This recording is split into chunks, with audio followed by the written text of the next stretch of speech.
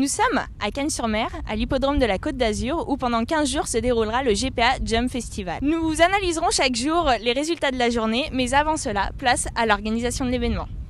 Depuis lundi, les cavaliers de saut d'obstacle et leurs chevaux ont pris possession de l'hippodrome, tous ayant pour objectif de marquer des points lors des épreuves comptant pour le classement mondial. Nous avons rencontré l'initiateur de ce projet, Jean-Michel Costamagna. Donc c'est un projet qui est vraiment en nous sur l'hippodrome depuis très longtemps. C'est se dire que ce site extraordinaire qu'est l'hippodrome devrait accueillir d'autres chevaux que les chevaux de course.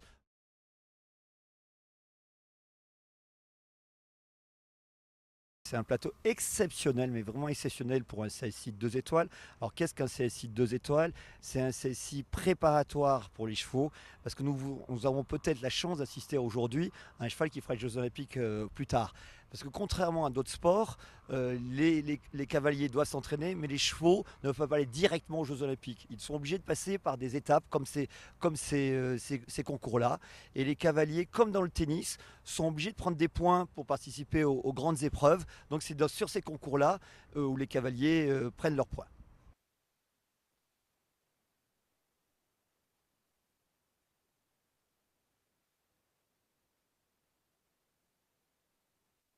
Par rapport au village exposant, on peut voir qu'il y a des tentes avec des selleries ou autres. Qu'est-ce que vous avez mis à disposition dans ce village? Nous avons mis tout ce qui est, dirons-nous, qui est parallèle un petit peu au monde équestre, allant du chapeau jusqu'au bonbon. Et pour accueillir ces stars du moment et ces stars du futur, on ne pouvait pas les faire sauter sur des terrains qui ne sont pas spécifiques à la compétition. Donc nous avons fait vraiment des carrières totalement pour cela et qui sont très au point. De toute façon, ces chevaux-là ne sautent pas sur des terrains quelconques. C'est la grande surprise lorsque j'ai vu les engager. Je me suis dit non, c'est pas possible. Nous avons le plateau européen, nous avons 28 nations. Nous avons toute l'équipe du Qatar. Nous avons le Kevin Stott, qui est un des piliers de l'équipe de France. Nous avons Simon Delestre. Nous avons tous les Marocains. Et nous avons un cheval qui est un cheval exceptionnel, qui s'appelle Paloubé du Rouet. Et je vous dis sincèrement, ce cheval il fera la finale des Jeux. Voilà, je vous le dis aujourd'hui.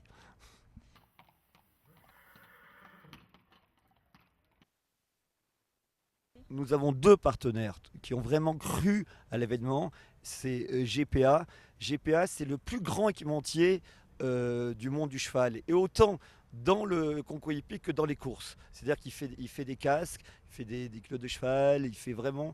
Et c'est, pour tout vous dire, sans faire de publicité, c'est le Nike du cheval. Et après, nous avons le domaine de Barbossy, qui est un domaine magnifique, qui est un complexe à Mandelieu, où il y a des chevaux, du tennis, du golf, et qui ont voulu s'associer à cet événement.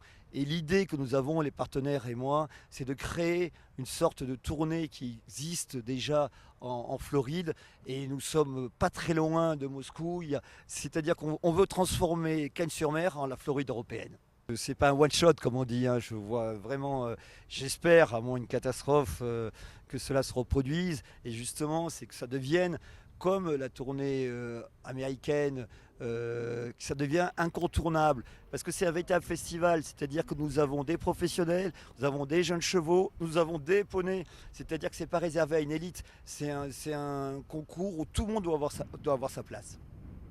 C'est comme une pièce de théâtre. Tant que le rideau ne se monte pas, ben on essaye. Et puis quand le rideau est monté, ben ça y est, c'est parti. Donc il y a des acteurs, tout le monde, il n'y a pas que des vedettes.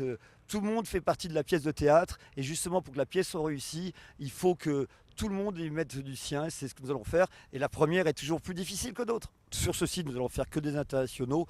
Parce que tous ces chevaux qui viennent de pays vraiment lointains vont passer une visite vétérinaire. Donc un cheval qui n'est pas, dirons-nous, apte à faire l'épreuve ne pourra pas participer au concours.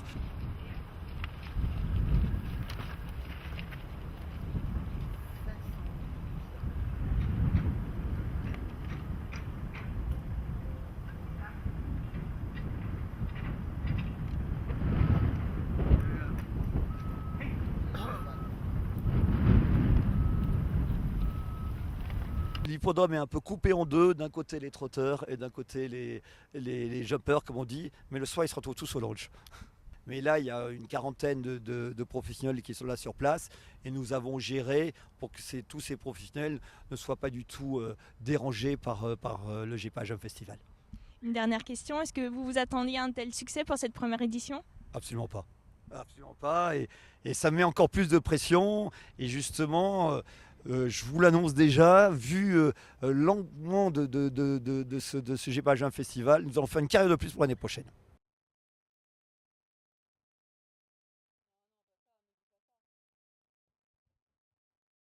Bonjour Marie-Carole, nous sommes ici sur ce magnifique site de Cagnes-sur-Mer pour ce GPA Jump Festival.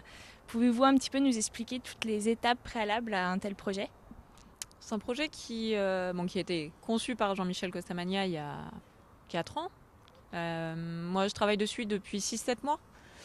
Donc, on a commencé par déjà penser tout le projet au niveau d'organisation, au niveau exposant, au niveau cavalier, au niveau communication. Je peux vous donner quelques chiffres.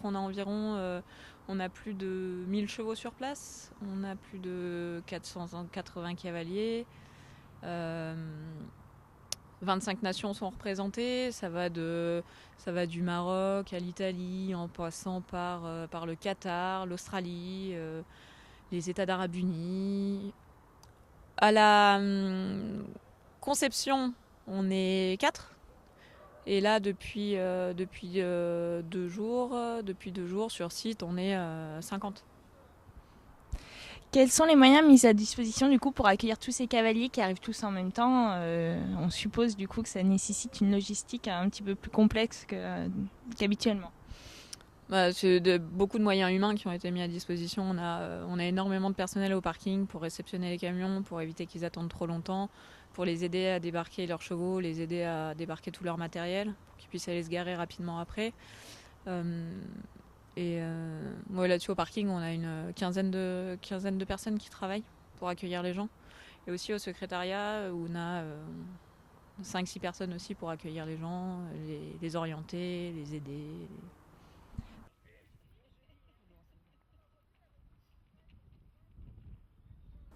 Après, on a beaucoup d'autres partenaires que je remercie également, qui sont aussi là, qui ont cru au projet et qui ont voulu vraiment s'investir dedans. Et c'est important pour une manifestation, surtout une première édition, de se sentir soutenu. Et on va essayer que tout le monde soit content pour que l'aventure continue. Nous avons assisté aujourd'hui à la première journée de compétition. Voici un rapide retour en images sur les résultats. En ce premier jour de compétition, l'objectif était la préparation des chevaux et surtout la découverte du terrain. Pour les jeunes chevaux, pas de pression, le but étant de finir son tour sans pénalité. Dans le CSI des chevaux de 6 ans, 15 couples ont réussi le parcours parfait, se partageant ainsi tous la prime en finissant premier ex-aequo. Dans l'épreuve réservée aux chevaux de 7 ans, ce sont 37 parcours sans faute sur les 53 partants.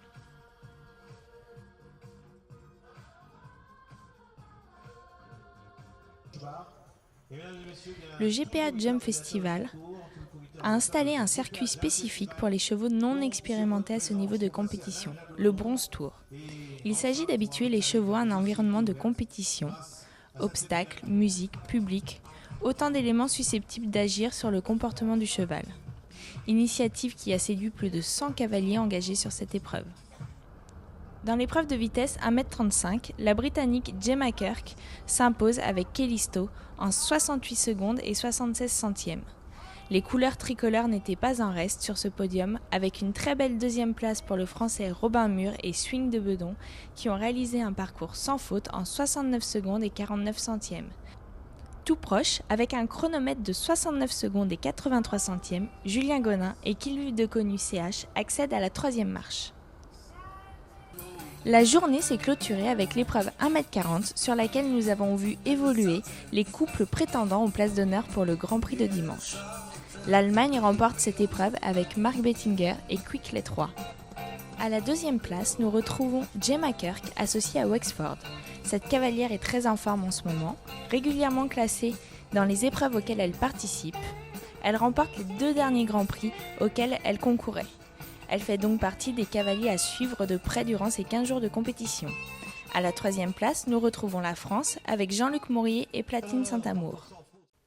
Je vous donne rendez-vous demain pour une nouvelle journée de compétition au sein de l'hippodrome de Cannes-sur-Mer.